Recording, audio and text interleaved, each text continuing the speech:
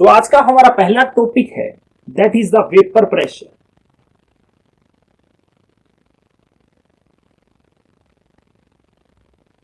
Vapour pressure आप एक example से समझिए कि सपोज करिए आपके पास प्योर वाटर है, ये कंटेनर है जिसमें आपने क्या कर रखा है, प्योर वाटर को ले रखा है।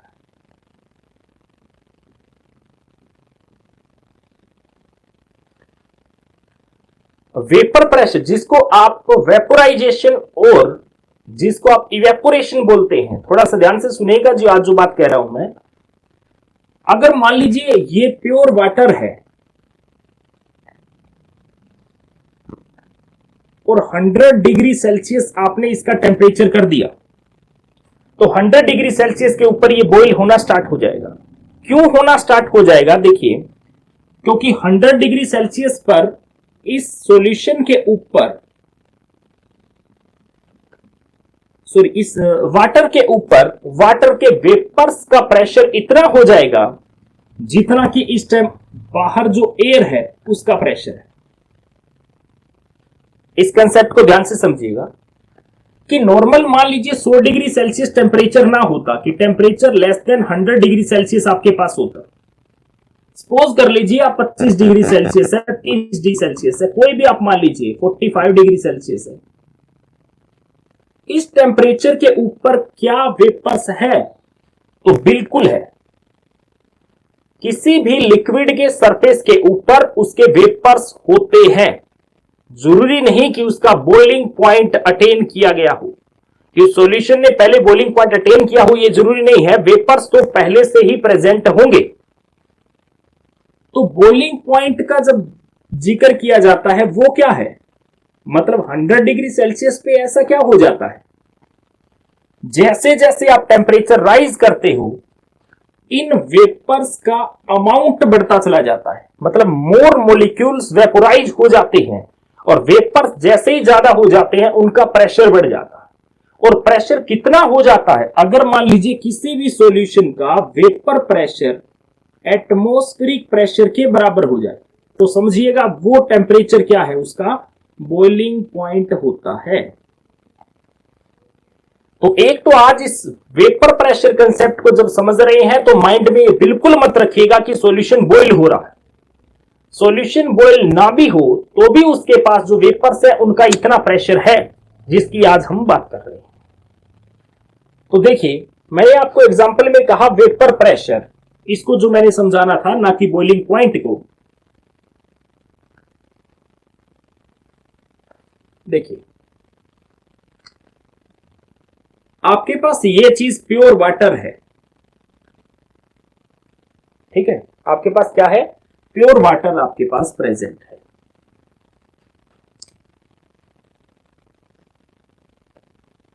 तो इसके सरफेस के ऊपर एक पर्टिकुलर टेम्परेचर पे, तो मैंने टेम्परेचर पहले क्या कर दिया, कांस्टेंट। एक कांस्टेंट टेम्परेचर के ऊपर इस लिक्विड के सरफेस के ऊपर क्या है, इसके वेपर्स है। उन वेपर का वो प्रेशर जो वो इस लिक्विड के सरफेस के ऊपर एक्सर्ट कर रहे हैं, and that pressure is called as the vapour pressure. तो वेपर प्रेशर क्या चीज है? That pressure exerted by the vapour, मतलब ये क्या है, प्रेशर ऑफ वेपर्स है जो वो कहां एक्सर्ट कर रहे हैं, ऑन द सरफेस ऑफ क्या, लिक्विड। ये जो प्रेशर है यही क्या है, वेपर प्रेशर होता है किसी भी लिक्विड का, लेकिन एट ए पर्टिकुलर टेम्परेचर। ये बात याद रखिएगा, क्योंकि जैसे ही आप टेम्परेचर राइज कर देंगे मोर नंबर ऑफ मॉलिक्यूल इवेपोरेट होंगे। अगर वेपर्स का अमाउंट बढ़ेगा तो वेपर प्रेशर भी बढ़ेगा। तो वेपर प्रेशर जब भी आप काउंट करें तो पहले आप टेम्परेचर को कांस्टेंट कर लीजिए। ये बात क्लियर? अब वो कौन कौन से फैक्टर्स हैं जिन पर वेपर प्रेशर डिपेंड करता है? अब देखिए, सबसे पहला फैक्टर जो हम डिस्कस कर रहे हैं वो है नेचर ऑफ सोल्यूट या नेचर ऑफ सोलवेंट। अब ये नेचर क्या है, देखिए, मान लीजिए कि मैं इस पूरे, पहले एक बात याद रखिएगा, कि अभी आपके पास मैंने जो एग्जांपल लिया प्योर वाटर का लिया, तो वाटर सॉल्यूशन का कौन सा हिस्सा है, दैट इज द सोलवेंट। और मैं इस चैप्टर में सोलवेंट को ए कह रहा हूं। सपोज जो सोलवेंट है उसको ए कहा जा रहा है, और मान लीजिए मुझे इसका सॉल्यूशन बनाना है और सॉल्यूशन में मुझे सोल्यूट ऐड करना है, तो सोल्यूट को मैं यहां किससे रिप्रेजेंट कर रहा हूं बी से। सॉल्यूशन बनाने के लिए मैंने जो सोल्यूट ऐड किया है सोलवेंट के अंदर, तो सोलवेंट को तो रिप्रेजेंट किया जा रहा है बार बार ए से, सोल्यूट को रिप्रेजेंट किया जा रहा है बी से। पहले इन दोनों के नेचर की बात करता हूं। सपोज करिए कि मान लीजिए मेरे पास जो पहले से सोलवेंट है उसमें ए है, तो इंटरेक्शन कैसी है, ए के मॉलिक्यूल के बीच में हुई ना, और जो सोल्यूट है वो क्या है, बी है, और उसकी इंटरेक्शन क्या है, बी और बी के बीच में हुई है। और आपने जो सॉल्यूशन बना दिया उस सॉल्यूशन में सोल्यूट और सोलवेंट एक दूसरे के कनेक्शन में आए और नई चीज क्या बन गई, ए बी। ये सॉल्यूशन है। क्लियर। देखिए किसी भी चीज का इवेपोरेट होना, फेज चेंज होना डिपेंड करता है इंटर मोलिक्यूलर इंटरेक्शन। मतलब दो मॉलिक्यूल एक दूसरे के साथ कैसे इंटरेक्ट कर रहे हैं उस पर डिपेंड करता है।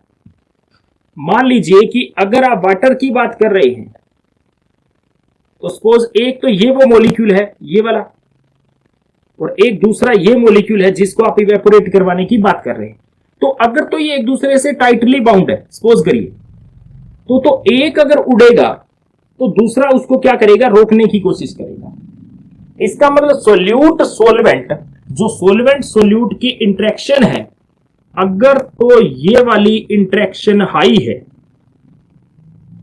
अगर क्या है, इंटरेक्शन हाई है, तो इंटरेक्शन हाई होने से वेपर्स जो हैं वो क्या होंगे, वेपर्स का अमाउंट ही क्या होगा, मतलब नंबर ऑफ मॉलिक्यूल इवेपोरेट ही नहीं होंगे, तो वेपर का अमाउंट ही क्या होगा, लो होगा, तो वेपर प्रेशर भी क्या होगा, लो होगा। तो सबसे इंपॉर्टेंट बात की नेचर कैसा है, सोल्यूट और सोलवेंट एक दूसरे के साथ इंटरेक्ट कर रहे हैं या नहीं कर रहे, उसके बेस पे डिसाइड होता है कि क्या वो जो वेपर्स है बनाएंगे या नहीं बनाएंगे। वेपर जितने ज्यादा बनेंगे उनका वेपर प्रेशर उतना ही हाई होगा। नॉर्मल बात करूं मैं टेम्परेचर की, ये देखिए, तो अगर मान लीजिए मैं टेम्परेचर राइज कर दूं तो जितने भी मॉलिक्यूल हैं उनकी काइनेटिक एनर्जी राइज हो जाएगी। अब काइनेटिक एनर्जी राइज हो जाएगी, उनकी मोशन जैसे ही बढ़ेगी तो उनकी जो उनके बीच में बॉन्ड है, देखिए मान लीजिए ये एक ए बी मॉलिक्यूल है और ये दूसरा ए बी मॉलिक्यूल है जो एक दूसरे के साथ क्या है, इंटरेक्शन में है। तो जैसे ही आपने टेम्परेचर राइज कर दिया तो उसके विद रिस्पेक्ट टू जो एनर्जी आएगी वो क्या करेगी, इस बॉन्ड को ब्रेक करने की कोशिश करेगी। तो वो इसका मतलब एक मॉलिक्यूल, ये मॉलिक्यूल फ्री हो गया, तो मॉलिक्यूल क्या हो जाएंगे, फ्री हो जाए, और फ्री हो गए तो क्या होंगे, वो मूव कर सकते हैं, फ्री है तो इवेपोरेट हो सकते हैं क्योंकि उनके पास एनर्जी बहुत ज्यादा हो चुकी है। तो टेम्परेचर जैसे ही आप राइज करोगे वैसे ही वेपर प्रेशर बढ़ता चला जाएगा। इसीलिए मैंने स्टार्टिंग में ही कहा आपसे कि अगर आप वेपर प्रेशर नोट करना चाहते हैं तो पहली कंडीशन ये है कि आपको सॉल्यूशन का टेम्परेचर कांस्टेंट रखना पड़ेगा, क्योंकि जैसे ही टेम्परेचर राइज होगा उन मॉलिक्यूल की काइनेटिक एनर्जी बढ़ जाएगी और उससे वो जो उनके बीच की इंटरेक्शन है वो वीक हो जाएगी, मॉलिक्यूल फ्री हो जाएंगे, इवेपोरेट हो जाएंगे। नंबर ऑफ वेपर्स जितने ज्यादा हो जाएंगे उतना ही वेपर प्रेशर भी बढ़ जाएगा। ये बात क्लियर। उसके बाद मैं बात करता हूं प्रेशर की, ये एक्सटर्नल प्रेशर की बात कर रहा हूं मैं। अब मान लीजिए कि बाहर से प्रेशर, जो इसके ऊपर लगने वाला प्रेशर था वो बढ़ा दिया गया। सपोज करिए प्रेशर को क्या कर दिया गया, इंक्रीज कर दिया गया, तो बाहर का प्रेशर बढ़ गया, तो इसका मतलब जो मॉलिक्यूल्स का सरफेस है, ये देखिए मान लीजिए कि ये एक सॉल्यूशन है आपके पास और ये सरफेस है, तो बाहर क्या था, बाहर ए थी। अगर आपने बाहर से प्रेशर राइज कर दिया, ये देखिए, तो ये मॉलिक्यूल जो है जो सरफेस के ऊपर है वो जल्दी से उड़ नहीं पाएंगे, उनके लिए रेस्ट्रिक्शन होगी। इसका मतलब बाहर का प्रेशर राइज होते ही क्या हो जाएगा, उनका इवेपोरेट होना डिफिकल्ट हो जाएगा। ये बात याद रखिएगा, उनका इवेपोरेट होना क्या हो जाएगा, डिफिकल्ट। ये क्वेश्चन आपका एक बार आईएएस शायद 2004 में पूछा गया था। मैं बताता हूं वहां क्या क्वेश्चन पूछा गया। उन्होंने कहा कि आपके पास कोल्ड वाटर है, आपके पास क्या चीज है, कोल्ड वाटर है, आपको भेज दिया गया ऑन मून,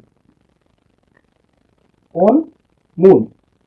तो बताइए क्या इफेक्ट पड़ेगा कोल्ड वाटर पर, आपको बताना था इफेक्ट क्या पड़ेगा ऑन कोल्ड वाटर। तो सबसे इंपॉर्टेंट बात यह है कि देखिए, ये आपके पास मान लीजिए पानी है, सपोज करिए 20 डिग्री सेल्सियस टेम्परेचर पर है, और आज बाहर का टेम्परेचर आप देख लीजिए 35 डिग्री अगर सेल्सियस है। इसका मतलब ये टेम्परेचर अगर रूम टेम्परेचर से, अगर सॉरी बाहर के टेम्परेचर से कम है, इट मींस ये चीज कोल्ड है। क्लियर। आपने इसको यहां से आज उठा के आप लेके चले गए मून के ऊपर सपोज, तो जैसे ही मून पे रखा, मून का जो एटमॉस्फेरिक प्रेशर है वो कितना है, अब वो जीरो है। क्यों जीरो है, क्योंकि मून पर एटमॉस्फेयर ही नहीं है। क्योंकि मून पर क्या है, मून पर तो एटमॉस्फेयर ही नहीं है। जब मून पर एटमॉस्फेयर ही नहीं है, इट मींस आपको अपोजिशन के अंदर तो कोई जो प्रेशर लगाने वाला था वो है ही नहीं ना वहां पे। अगर है ही नहीं तो ये सारे मॉलिक्यूल फ्री है, आसानी से क्या कर सकते हैं, आसानी से इवेपोरेट हो सकते हैं। और अगर ये इवेपोरेट हो सकते हैं, इसका मतलब ये इवेपोरेट होंगे, वेपर्स बनाएंगे और इनका वेपर प्रेशर हाई हो जाएगा।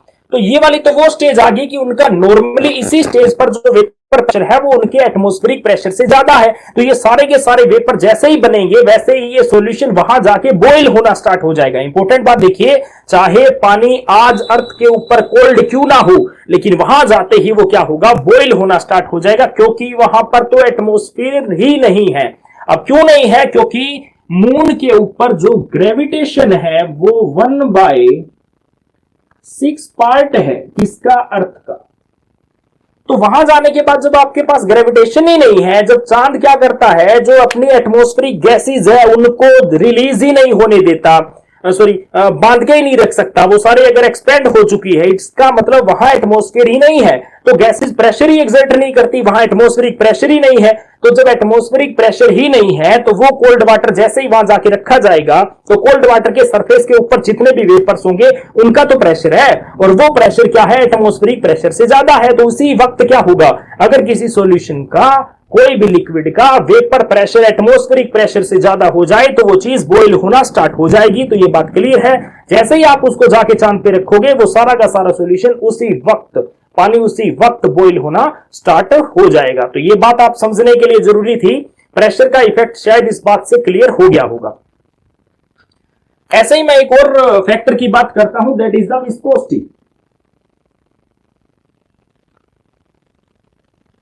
अब विस्कोसिटी ऑफ सॉल्वेंट अपने आप में सॉल्वेंट सॉल्वेंट इंटरेक्शन तो है ही। मान लीजिए आज एक सॉल्यूशन गाढ़ा है, इसका मतलब क्या है, उसके सॉल्वेंट के मॉलिक्यूल आपस में क्या हो रहे हैं, टाइटली अटैच है, तो ये तो विस्कस है। तो ऐसे केस में उस सॉल्यूशन के अंदर उस जो भी मॉलिक्यूल्स हैं उनके आयन की मूव करने की एबिलिटी क्या है, लो है। अब मूव करने की एबिलिटी लो है, इसका मतलब इंटरेक्शन वहां जब स्ट्रॉन्ग है तो वो रिलीज नहीं हो पाएगा। तो ऐसे केस के अंदर वेपर कम बनेंगे और वेपर प्रेशर क्या हो जाएगा, लो हो जाएगा। तो ये कुछ जनरल फैक्टर्स हैं जिनके ऊपर वेपर प्रेशर डिपेंड करता है। अब बात करता हूं कंसंट्रेशन की। तो कंसंट्रेशन विस्कोसिटी तो अपने आप ही लिंक में आ जाएगी। जैसे ही आप सोल्यूट ऐड करोगे वो चीज क्या हो जाएगी, विस्कस होती चली जाएगी, और एक दूसरे से आप इसको डायरेक्ट लिंक कर सकते हैं। क्योंकि कंसंट्रेशन का इफेक्ट आगे डिटेल से समझाना है, इसलिए मैं आपको इस फैक्टर को आगे डिटेल से, जो रोल्स लॉ है उस वक्त डिटेल से समझा देता हूं। ओके, अब हम बात करते हैं रोल्स लॉ।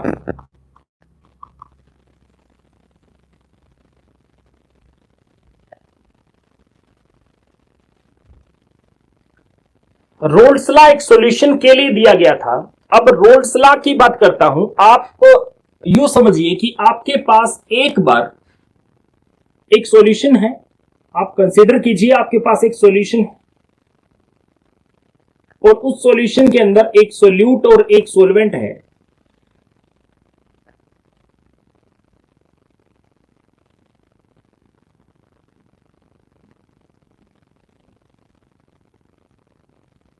ये क्या चीज है, आप मान लीजिए सोलवेंट है, और एग्जाम्पल के तौर पे ले लीजिए कि ये वाटर है। एग्जाम्पल क्या ले लीजिए कि ये जो सोलवेंट आप ले रहे हैं दैट इज द वाटर, और आपने इसमें सोल्यूट डाल दिया और ये बन गया सॉल्यूशन। देखिए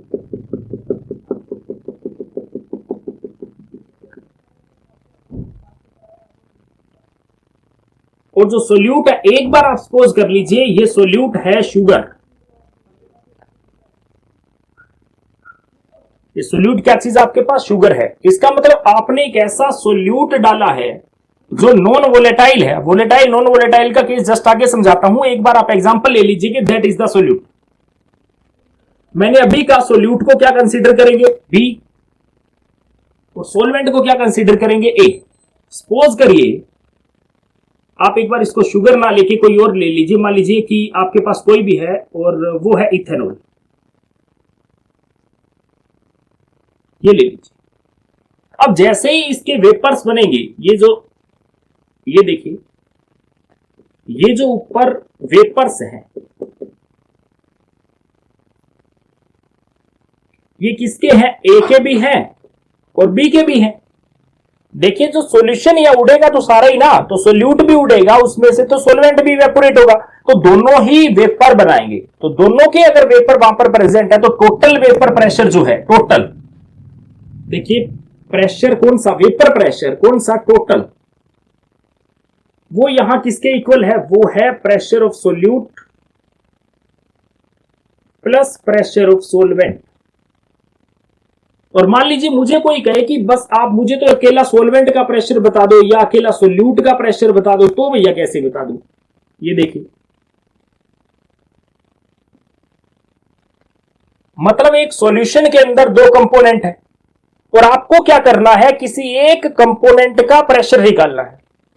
उस टोटल प्रेशर के अंदर जो वेपर प्रेशर है उसमें किसी एक कंपोनेंट का प्रेशर आपको कैलकुलेट करना है। तो आप कैसे करोगे, इसके लिए दिया गया था क्या, रोल्स लॉ। अब रोल्स लॉ कहता क्या है, देखिए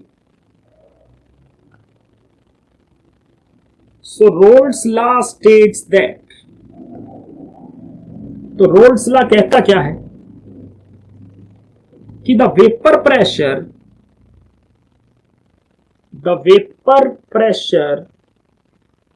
ऑफ ए कंपोनेंट, किसी एक कंपोनेंट की बात हम कर रहे हैं, इन ए सॉल्यूशन, ध्यान से देखिएगा, इज ऑलवेज इक्वल टू, वो किसके इक्वल है, द प्रोडक्ट ऑफ, किस किस चीज का product, the product of vapour pressure of that component in pure state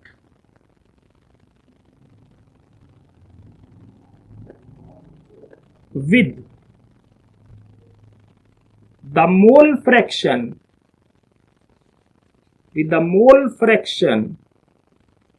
of that component in solution,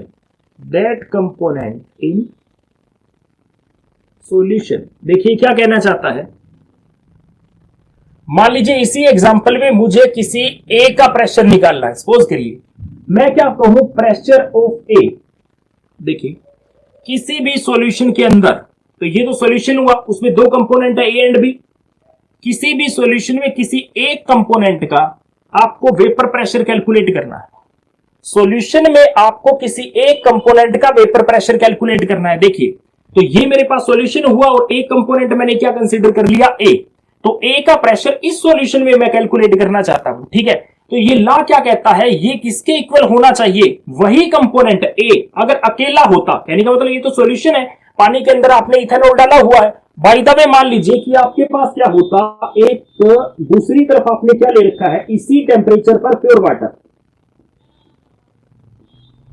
this is pure water, तो प्योर ए है ना आपके पास। देखिए ये तो सॉल्यूशन था, उसमें पानी और इथेनॉल दोनों था, और इसी टेम्परेचर पर, जो टेम्परेचर इसका है वही टेम्परेचर क्या है, इसका है। तो इसी टेम्परेचर पे मैंने क्या ले लिया, प्योर वाटर ले लिया। तो प्योर वाटर का भी तो कोई ना कोई प्रेशर होगा ना, तो उसको मैंने क्या कंसीडर किया, वो है पीए नोट, मतलब ए का pressure in the pure state. तो प्योर स्टेट को नोट से रिप्रेजेंट कर रखा है कि इसका मतलब इसमें कोई भी चीज अभी ऐड नहीं की हुई, ये भी प्योर है। तो ये ला क्या कहता है, देखिए कि जो आप किसी भी सॉल्यूशन के अंदर, किसी भी सॉल्यूशन में किसी एक कंपोनेंट का प्रेशर कैलकुलेट करना चाहते हो, वो ऑलवेज इक्वल आएगा, इज ऑलवेज इक्वल टू किसके बराबर आएगा, प्रोडक्ट, किस किस चीज का प्रोडक्ट। इसका मतलब दो चीजें तो है, ये तो बात कंफर्म होगी, ठीक है।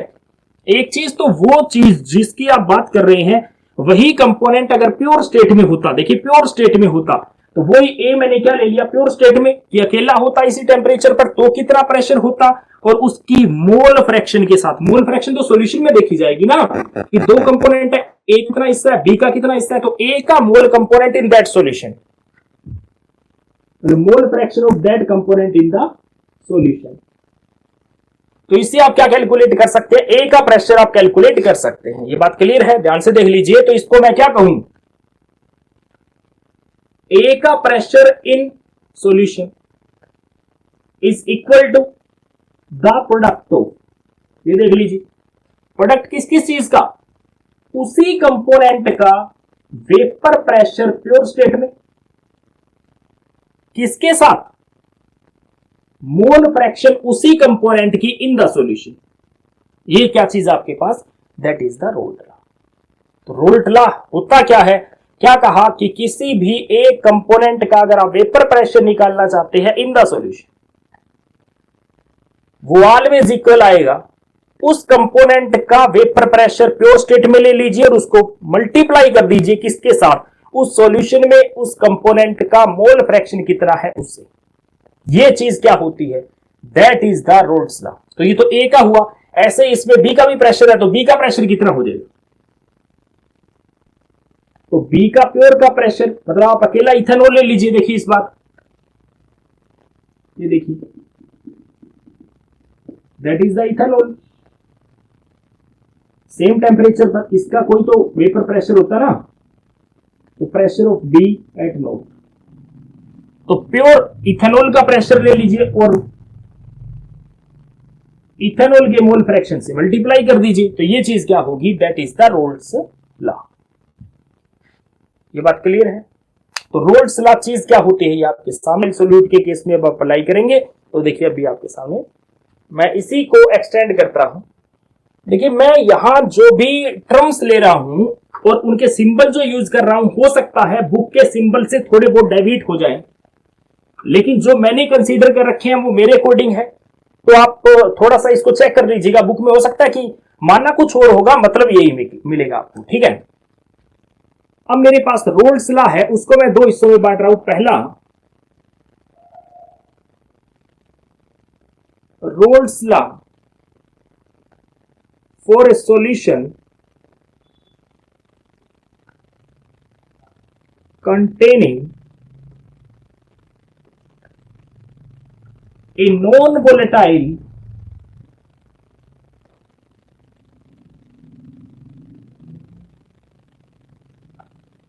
सोल्यूट।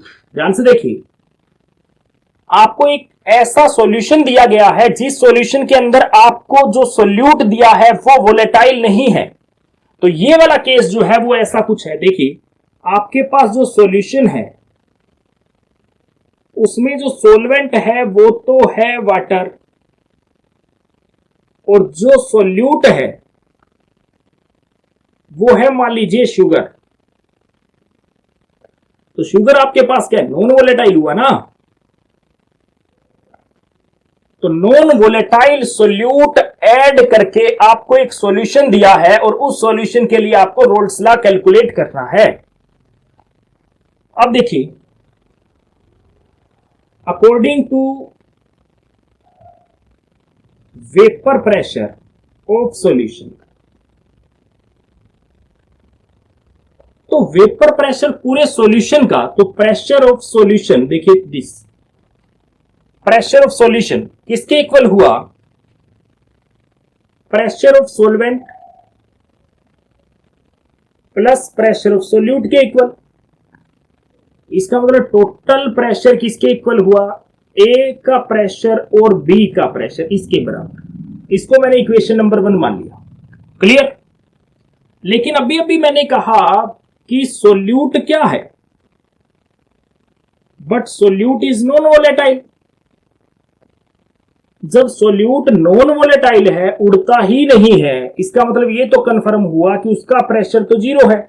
जब वो वेपर ही नहीं बना रहा, सोल्यूट जब वेपर ही नहीं बना रहा, तो वेपर प्रेशर कहां आएगा? तो बी का तो प्रेशर होने से रहा। तो ऐसे केस में जो टोटल सॉल्यूशन का प्रेशर है वो किसके इक्वल आया? सिर्फ और सिर्फ किसके प्रेशर के इक्वल? सोलवेंट के प्रेशर के इक्वल आ गया। आप यहां से देखिए, अकॉर्डिंग टू रोल्ट लॉ, अब आप इसके ऊपर रोल्ट्स लॉ अप्लाई कर दीजिए। पीए को आप क्या लिख सकते हैं?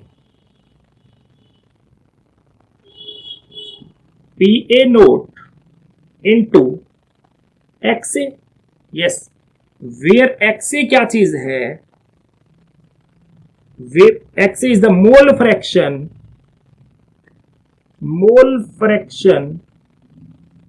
Of solvent. XA क्या है? मोल फ्रैक्शन ऑफ सोलवेंट होता है। तो यहां इसको इक्वेशन नंबर आप 3 मान लीजिए। बट एक सॉल्यूशन में जितने भी कंपोनेंट होते हैं सबके मोल फ्रैक्शन का सम क्या होता है? Always unity. और हमारे पास यहां क्या है? 2 ही कंपोनेंट है, A एंड B, और इनके मोल फ्रैक्शन का सम क्या आना चाहिए? 1। तो मैं XA को क्या लिख सकता हूं? 1 माइनस XB। ये देखिए, दैट इज इक्वेशन नंबर 4। आप ये वाली वैल्यू यहां पुट कर दीजिए। Then from equation 4 equation 3 becomes, ये देखिए, आप ये वाली वैल्यू यहां उठा के रख दीजिए। तो मेरे पास क्या आया? सॉल्यूशन का प्रेशर किसके इक्वल आया? देखिए, PA naught into 1 minus X B. Yes, X A की जगह आपने क्या पुट कर दिया? 1 माइनस एक्स बी। आप इसे ओपन कर लीजिए ब्रैकेट को, पीए नोट माइनस पीए नोट एक्स बी। क्लियर? तो यहां से ये सारी टर्म उठा के इस साइड ले आइए, ये इधर। तो मेरे पास क्या चीज बन गई? PA naught minus PS is equal to PA naught X B. अब ये वाली चीज ध्यान से देखिए क्या है। अकेला ये क्या है? दैट इज पीए नोट क्या चीज है? अकेला पानी होता तो उसका प्रेशर होता, और अब ये क्या चीज है? अब ये सॉल्यूशन का प्रेशर है, और ये माइनस में ये वाला है। इसका मतलब ये वाली चीज क्या है? ये वाली चीज ध्यान से देखिए क्या चीज है। This is the lowering of vapour pressure. इसका मतलब क्या हुआ होगा? सोल्यूट डालने से, सोल्यूट ऐड करने से पानी में, पानी का वेपर प्रेशर कम हो गया। कि अगर उसमें सोल्यूट ना होता, चीनी ना डाली होती, तो उसका वेपर प्रेशर ज्यादा होता एज कंपेयर टू जो अब आपने शुगर ऐड कर दी उसके कंपैरिजन में। तो यहां से इसी चीज को, जो डिफरेंस है, इसको आप क्या बोलोगे? Lowering of vapour pressure. कितना वेपर प्रेशर कम हो चुका है। क्लियर? आप देखिए, ये पीए नोट इस साइड ले आई, तो दैट बिकम, ये चीज देखिए, is equal to X B. अभी मैं रिज्यूम करता हूं यहीं से। तो देखिए, अब पहले वाले केस में यहां क्या था? यहां था पीए नोट, तो ये पीबी नोट टर्म नहीं थी, क्योंकि पहले वाले केस में आपके पास जो सोल्यूट था वो क्या था? वो नॉन वोलेटाइल था। तो नॉन वोलेटाइल था तो पीबी नोट का प्रेशर तो वहां पे था ही नहीं ना। लेकिन इस बार आपने जो सोल्यूट ले रखा है, सॉल्यूशन के अंदर जो डाल रखा है, वो क्या चीज है? वो आपके पास वोलेटाइल है, तो उसका खुद का प्रेशर है। तो देखिए, है तो वही चीज कि पहले जो प्रेशर था और अब सॉल्यूशन का प्रेशर है, अगर उसका माइनस पॉजिटिव आ रहा है, इट मींस कि सॉल्यूशन का प्रेशर तो अभी भी कम हुआ ना एज कंपेयर टू सोलवेंट। तो ये कह रहा है कि अगर आप किसी भी सोलवेंट में सोल्यूट ऐड कर देते हैं तो कंफर्म है प्रेशर तो कम होगा ही होगा, चाहे वो तो आप वोलेटाइल ऐड कर रहे हैं चाहे नॉन वोलेटाइल, वो एक बात की बात है। तो यहां देखिए, रोल्स लॉ आप अनदर डेफिनेशन क्या बना सकते हैं? ये relative lowering of vapour pressure ही तो हुआ, चाहे तो ये पहले वाले केस में ले लीजिए, चाहे ये वाले केस में ले लीजिए। तो relative lowering of vapour pressure of a solution is always equal to किसके इक्वल है, ये देखिए ध्यान से, ये क्या चीज है, equal to the mole fraction. ये किसके इक्वल है, to the mole fraction of solute in the solution. तो सॉल्यूशन के अंदर किसके इक्वल है, उसके मोल फ्रैक्शन ऑफ सोल्यूट के इक्वल होगा कौन, उसका relative lowering of vapour pressure. तो ये क्या चीज है, ये है आपके पास रोल्ट लॉ। किसके लिए, एक वोलेटाइल, एक ऐसा सॉल्यूशन जिसमें आपने वोलेटाइल सोल्यूट ऐड कर रखा है उस केस में। तो ये कंप्लीट आपके पास जो टॉपिक था, ये क्या चीज है, that is the Raoult law.